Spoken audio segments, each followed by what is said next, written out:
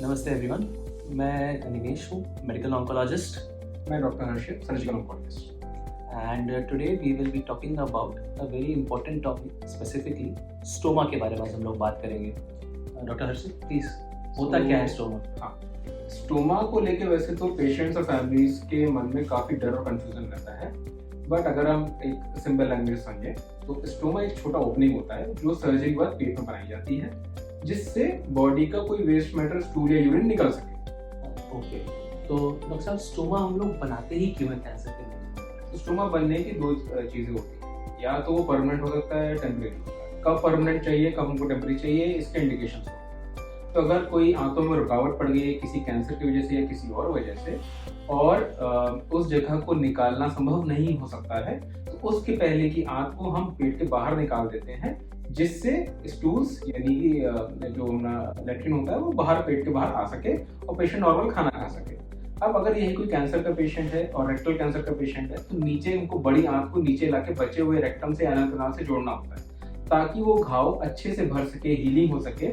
उसके प्रोक्सिमल हमें छोटी आंत में या बड़ी आंत में एक बाहर निकाल के स्टोमा बना देते हैं।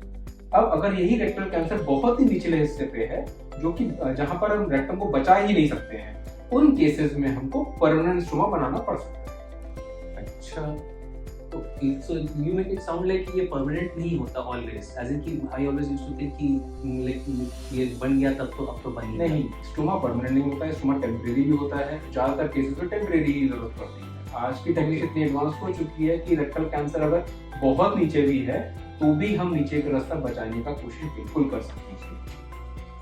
और अगर वो परमानेंट नहीं है और वो टेम्परेरी ही बनाया है, तो चांसेस है कि नेक्स्ट 2 to 6 मंथ्स में उसको हम वापस से क्लोज कर सकते हैं। ओके, और ये जो क्लोज करने वाला जो प्रोसीजर है, ये मतलब कोई बड़ा प्रोसीजर होता है? नहीं, छोटा प्रोसीजर होता है। तो फिर जैसे जब स्टोमा किसी में बनती है, तो स्टोमा आप ऑपरेट करके बना रहे हो, तो उसके बाद what is life like for a person?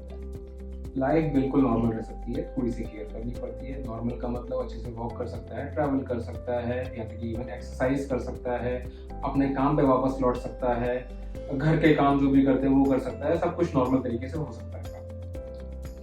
Okay, आपने बोला जैसे केयर कर सकते हैं, मतलब केयर क्या, बोले कैसे क्या करना होता है? तो केयर के लिए हमको 2-3 चीज़ों की रिक्वायरमेंट होती है। एक, जो हम स्टोमा बैग यूज करते हैं उसकी फिटिंग प्रॉपर होनी चाहिए।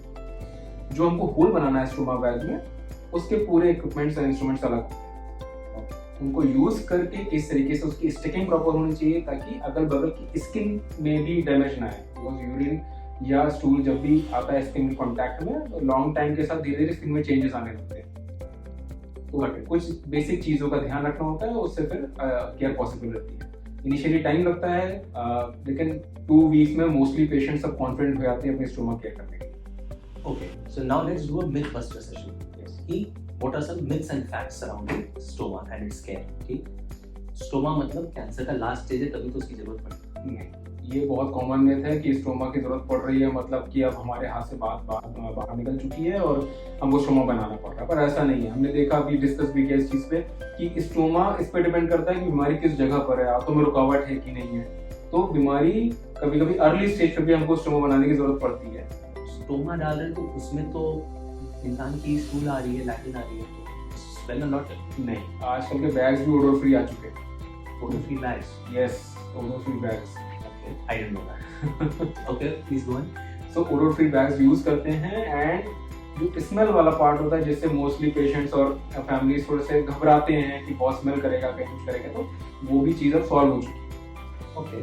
ओके, एंड व्हाट अबाउट कि स्टोमा डल गया, अब इसके बाद क्या ही नॉर्मल लाइफ हो सकती है? So like what do you say about that?